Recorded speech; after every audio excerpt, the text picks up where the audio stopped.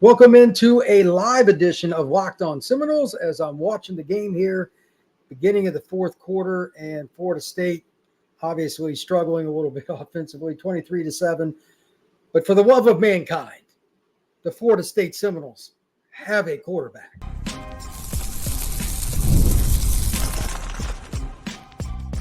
You are Locked On Seminoles, your daily podcast on the Florida State Seminoles. Part of the Locked On Podcast Network, your team every day. As soon as I say that, Florida State scores a touchdown.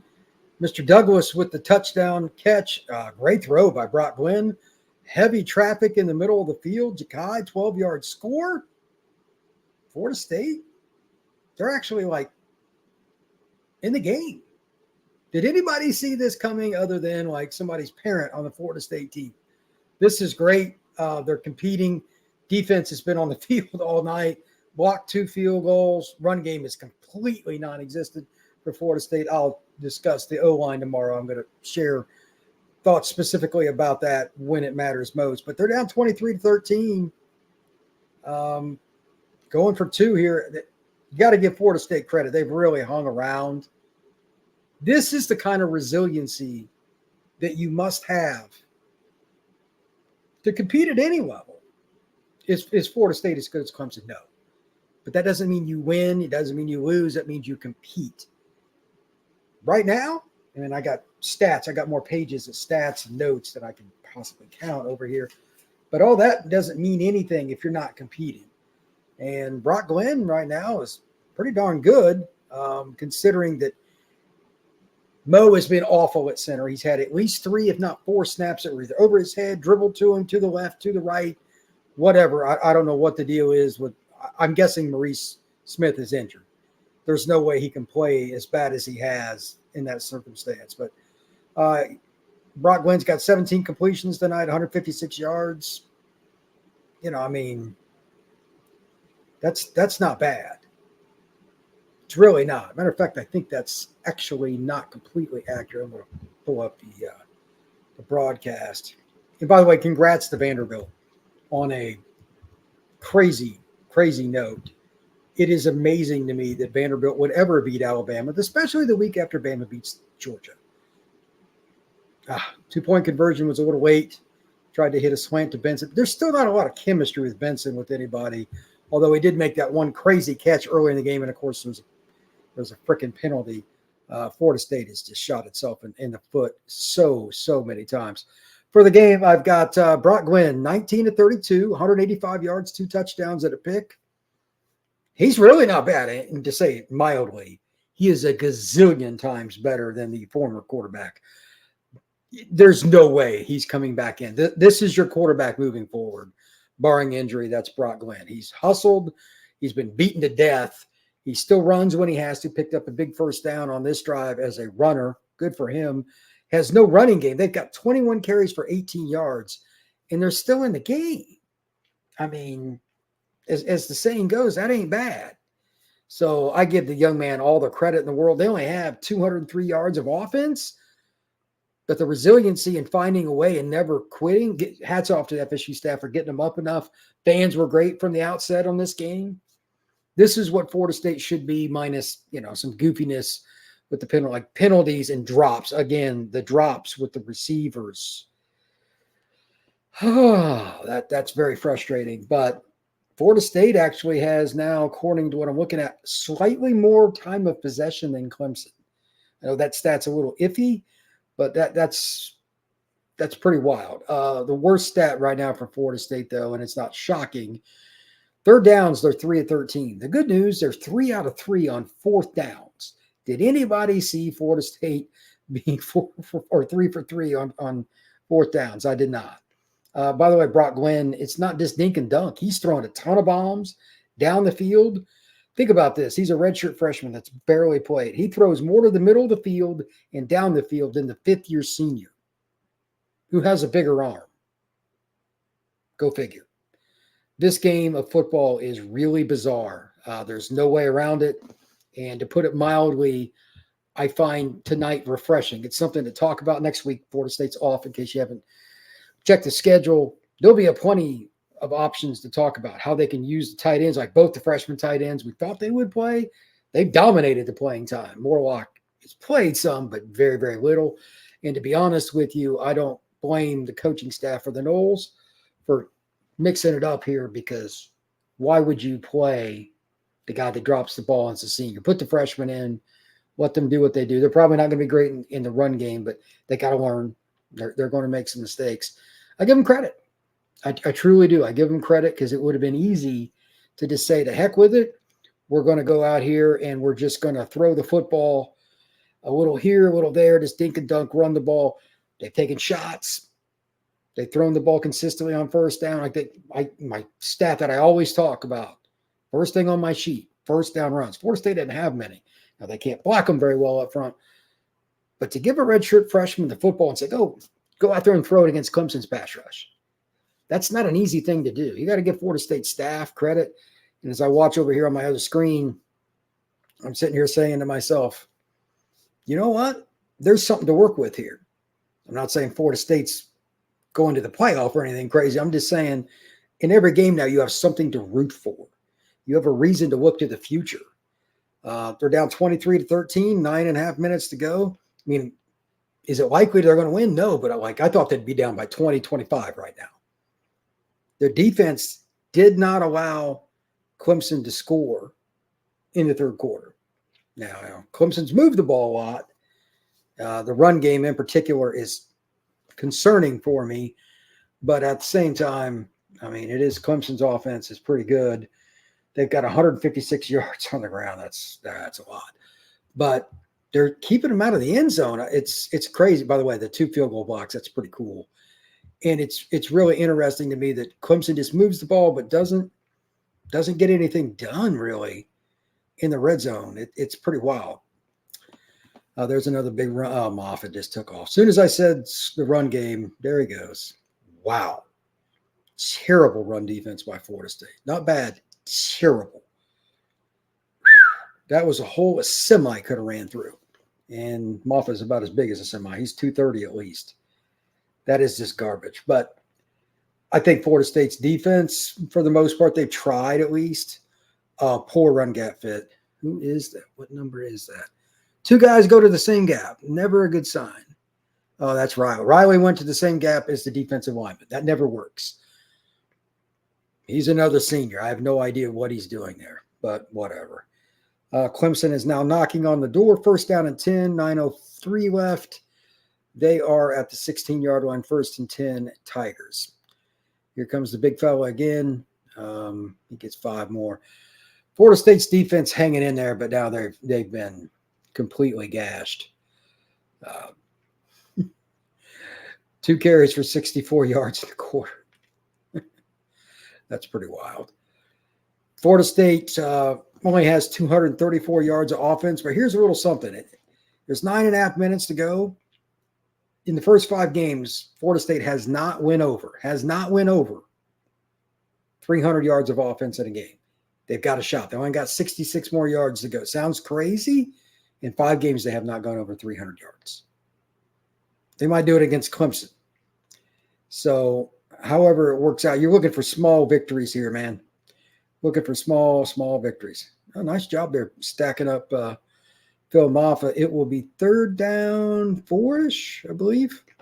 8 minutes remaining on the clock. Clemson's going to get a field goal out of this, at least barring another block. They've gotten 2. So Clemson's red zone offense stinks right now for some reason. I'm a little surprised by that. Moffitt right here, 20 carries, 136 yards on the night. He is a good football player. 3rd down and 4. They must get it to the 6-yard line. It'll be interesting to see what they do. I'd imagine they'll give Klubnik a 2-way go.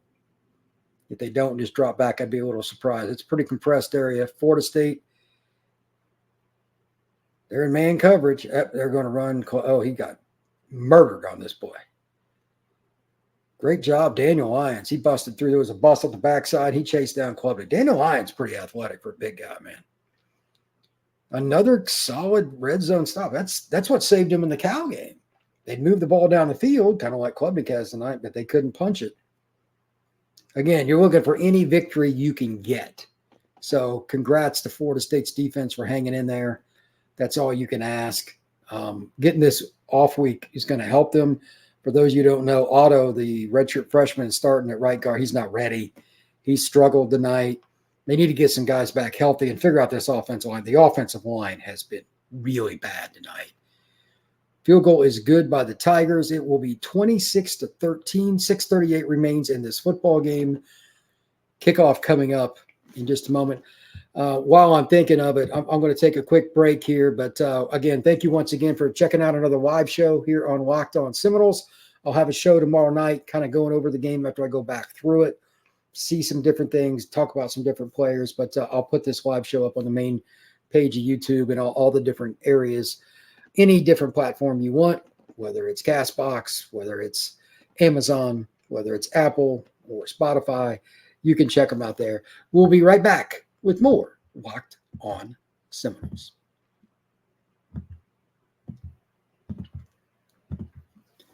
Hey, NFL fans, you can start the season with a big return on FanDuel, America's #1 sportsbook. So when you get a hunch in the middle of the game, you can check out the latest stats, view live play-by-play, and so much more on the same page where you place your bets. You'll get started with $200 in bonus bets guaranteed when you place your first $5 bet. That's FanDuel.com.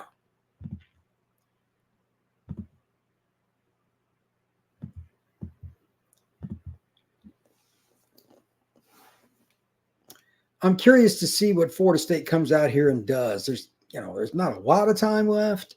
7 minutes to go, something like that. 6 minutes or whatever it is. You have a redshirt freshman quarterback out there.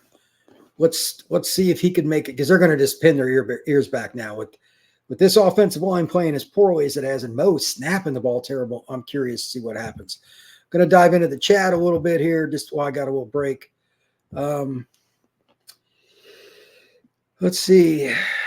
Yeah, Vashawn makes this is one of the first things from the chat. 1 minute into the chat, Vashawn says, have to keep Brock in. Yeah, like I was hoping that Crum and Hawk would get a play tonight, but Brock looked pretty comfortable, so they didn't put Luke in. I'm cool with that. I get it.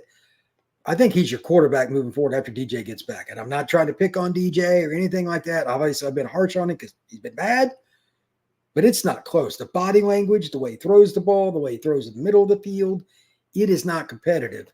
Give me Brock Glenn way, way over DJ Uyunglele. It's not even competitive.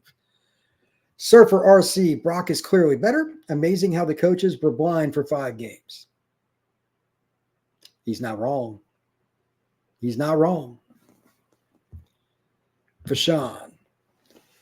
First half, I seen Clemson by 50. I mean, if they'd have made a couple more plays in the red zone, they'd have been in the 30s in the first half. Here's a stat for it. I'll go over all this stuff tomorrow. Clemson had 20 first downs in the first half, but only 23 points. For whatever reason, Klubnik between the 20s is as good a quarterback, or not the best there is in the country. In the red zone, he's just okay. I don't know what that is, because he's been really accurate for most of the night, but their offensive line's not dominant, and quite frankly, they've just lost the battle in the red zone. I think they've lost the battle, talking about Florida State, on the headsets overall, but in the red zone they haven't. They definitely have not. Let's see. Messiah, I literally told you they would compete. Oh, I knew they'd compete. I just thought they'd get killed because I didn't think Brock would play well. He's played way better than I thought. And there are very few times that I like being wrong. This is one of them. Surfer. Yeah, this is the one that ticks me off. Lots of drops again, too. Tonight, Surfer's exact quote, lots of drops, too. Surfer RC, you are 100% correct. That is annoying, man. Like, y'all getting scholarships over and over every week. Come on, man. Imagine if Brock had all the snaps in the spring, summer, fall, in 5 games. 100%. That's a big deal. But he has not. He's going deep again here. Another drop. I don't, Oh, boy. But I'm not even, come on, man. This is bad. Right in the hand. Oh, my God. Oh, it's just painful to watch, bro. It's just painful to watch. But as the saying goes, you can't do anything about it. So it's fourth downs. He's been beaten up. Third downs, he's been beaten up. Sacked TJ Parker. Shocker. Knew he'd eventually get home on one. Drop back, and they know they're coming. This is going to be hard. It's third and a mile now. That's why dropping the football on a bomb is no good.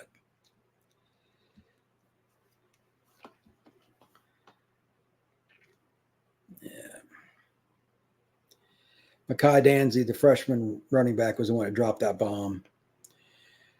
3rd and 15 for the Noles. And here comes Clemson's pass rush, and he gets annihilated and throws it out of bounds. But you just can't be in 3rd and 15 against quality pass rushes. Just doesn't work, man. Brock is a warrior. I'll give him credit. He's gotten the bejesus beat out of him, but he's gotten up over and over again. You got to give him credit for that. 4th and a mile, you got to punt. So it is what it is. But again, I'm happy with the effort of him. He is way, way better than I thought he would be. Congrats to him for stepping up mentally, being ready for the moment, not like just freaking and throwing to the other team. He should have well over 200 yards passing, but drops and penalties have murdered him. He should be at 250. Clemson's got NFL corners. And right now, I don't know if Florida State has any NFL receivers. They've had too many drops. Hakeem hadn't played long enough yet for me to know because he was banged up earlier this year. He might be trending that way. But at the same time, Florida State has to do a lot better in terms of catching the football. It's been bad. Garrett says, we definitely not 1-4 if Brock was the starter from the beginning, 100%. 2-3 would be worst case, but I'd imagine 3-2 would be about right. Bashan, Brock plays with confidence, it seems. I'll go one step further. It's like he doesn't care who's out there. He's got a little gunslinger to him. I'm not saying he's Brett Favre gunslinger, but like he's let it rip. They knew they weren't going to dink and dunk down the field. I talked about that this week. Clemson's got a legit defense. And they said, like, okay, we got to hit some chunk plays. They've done that. Now, again, the defense is getting just gashed. Their communication at the second and third level on passing and run defense is so bad. I don't know what's going on. Florida State's going to have multiple guys fired after this season. I'm pretty confident of that. Brock starts in Ireland. We are 5-1 or 4-2. It's possible. You can't tell me it wouldn't have helped. I don't know what the exact record is because every game changes. But that's a whole discussion. That's a whole show. That's a whole week of shows. Woulda, coulda, shoulda. I know. But it's really nice to see Florida State in a scenario where they've got a player out there you kind of rally behind. It'd be fun playing with him. He's not afraid to take shots. He'll run the football when it's 3rd or 4th down. Who's not going to be happy about being around that guy? And he's got pretty good arm, too. He's got a better arm than I remember. Jim Ike. Noles win one more game. Mark it. No, I think they're going to win more than one there, Jim. They've actually got a quarterback right now. Validation from the standpoint that this coaching staff is unable to gauge talent, and that is a problem. Well, this is a great point. This is from Mr. David Harris. Look, a point was made earlier in the chat, and I forget which one of you it was, Vashawn or somebody. I can't remember. Imagine if Brock had taken the reps over the summer with the ones, in fall camp with the ones, through the first 5 games with the ones. Where would he be? They didn't make it a competition. They handed it to DJ. Now, I know DJ plays well in practice, but you got to hedge your bets a little bit and get everybody a few more reps. And B, once he was just god-awful by game 3, there was really nothing left to see. He's a 5th-year senior. He is who he is. So that makes no sense. How many yards rushing for the Noles? Do you really want to know the stat? I can give it to you. It's pretty gross. Right now, the Noles, for the game, have a rushing total of 22 carries for 13 yards. That is 0.6 per carry. Now, there is a couple of things to note on that. Number one, because they got guys injured and stuff, that's a problem. And then there was that really ridiculous snap. I don't know what Mo was doing, but one of the commentators said Manute Bol wouldn't have caught that or whatever. If you don't remember, if you're not old enough to remember, he was like 7'6". So that's not good. Florida State is being outrushed 250 to 13. and they're only down 13. It's crazy.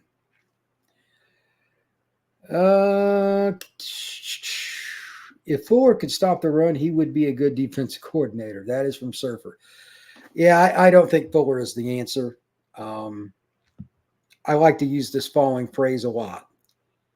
Don't hire your friends as a head coach because it's hard to fire them. And even if you do hire your friends, you've got to be able to fire them. You don't get a Christmas card, who cares? I don't know if he considers him a friend, but at the end of this year, I think considering how much talent Florida State has had and they've just been so inconsistent on defense, that defense is extremely experienced.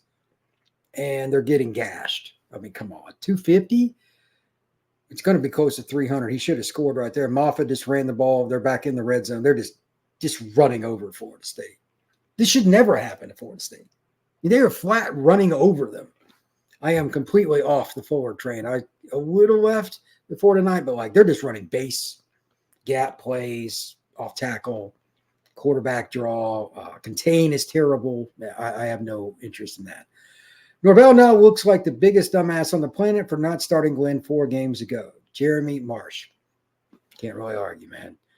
There's no way you can just tell me he was terrible in practice and came out and did this tonight. There's no way. I'm not saying he's great, but if he'd have got all the reps, where would he be? I agree with everybody tonight. Here's another situation. Once Clemson gets in the red zone, they can't run the ball. I don't know what it is. I guess they're just trying not to throw a pick six or something. They kick a field goal. They don't care. There's 3:45 left. They're just going to kick a field goal here in a second. They don't care. Leftover gaming. Brock Glenn still doesn't look good. He's not good, but you got to remember what he's working with. Receivers aren't consistent. That's being kind. Tight ends are 2 freshmen. That's wild. And the offensive line is so banged up, and they're playing terrible. Mo's playing terrible. I don't know what it is. And remember, I always talk about coaches lie at press conferences. Has he said Mo's hurt? Are you going to tell me suddenly he can't snap a football as a 6th-year senior? Not buying it. You shouldn't be buying it either. This is why gambling, in my opinion, is crazy middle of the season on, because guys get out there and get banged up and you don't hear about it. There's no way Mo is healthy. 0 chance. But also the defense just looks like it's never played run defense. Their gap control is awful. That last drive on the long one, watch Cam Riley and a defensive lineman in the same gap. That didn't go well. This stuff's ridiculous. Let's see. Locke, I told you they were going to bring it. They might not win, but they got hard. I'll give them credit. They played hard tonight. Ain't no doubt about it. Terry. He threw for more touchdowns than what he did in his games last season. His arm is better than DJU. That's not true. DJ's got a cannon, but he doesn't always throw him. His decision-making is better. That is fact. He moves in the pocket better. Anybody moves in the pocket better than DJ. Let me help you right there. Antoine Stone. He looks better than DJ. So does my dead grandmother, but Brock's pretty good. Let's see. Leftover gaming. What we got here? Doesn't take much to look better than DJ, 100%. Antoine, these wide receivers haven't helped Brock. They can't catch a cold, man. I don't know what it is. Because Douglas is pretty good, but he's even had a couple that he probably should have caught. Again, I'll go through all that stuff tomorrow. I just want to have chat tonight. I'm not going to mess with the stats. I want a chance to retool and kind of go through it tomorrow. James Sexton. They lost Bobby's records on this home field. Oh, yeah, it's tough, but it is what it is. How much of DJ's failure is on these wide receivers and tight ends? That's part of it. I mean, they've had a bunch of them, no doubt. Klubnik just got clobbered, but they're going to kick another field goal. I'm not saying DJ is good, but he didn't get any help either. There's no wrong statement there. It's both parties have been subpar. Jeremy Marsh, a 6-year-old man with bricks taped to his feet, can play better than DJU. It's not the wide receivers or tight end. I would say they're partially culpable. Leftover. They dropped a lot of passes from him as well. I've seen it. Yeah, you and me both, brother. Look, the receivers, even when they're just wide open, have been really bad about that. I feel terrible for the fans that paid to watch this. They should get a refund. Still screaming for them to get rid of Atkins. Literally has the worst O-line in the NCAA. He might. That's going to be part of my topic tomorrow. Name a team in the Power 4 with a worse O-line than Florida State. And, wait for it. Name a team with more career starts on their 2 deep than Florida State. How is that possible? I know they've had some injuries here and there, but Mo's playing terrible. He's a 6th-year senior. Darius regressed. Another 6-year senior. How? It's really, really, really bad. R.A. Nixon. Mike crashed on DJ. 100, bro. 100. James Sexton. All they have is a kicker, mascot, cheerleaders, and a band. The rest suck ass. Pretty much. Rhinos. How can FSU be this bad at running? I don't know if that's possible to answer. Right now, again, let me see what the stats are. Florida State, 22 carries, 13 yards, 0.6 yards per tote. Bro, I mean, that's an embarrassment if you're an FCS team. I mean, let's see. R.A. Nixon, Odell, quarterback coach, D coordinator, must go. It's going to be a really tough offseason. Zachary Gibbons, it's embarrassing when you have a center that shoots it for the moon. That is well done, sir. Touche. Mike Merrick, go Noles. Mike, go nuts. What's up, Mike? SK Simmons, no excuse for this. If the O-line played halfway decent tonight, this would be a field goal or touchdown game right now. Florida State had the ball. At worst. Offensive line is a joke. Leftover gaming. Again, they cannot run because of Atkins O-line. I'm not arguing with you. Again, they have the most experienced O-line in college football, and they are terrible. Not bad. Terrible. It's amazing what Brock has done and the passing game has done when it's 3rd and 6, 3rd and 8 all night.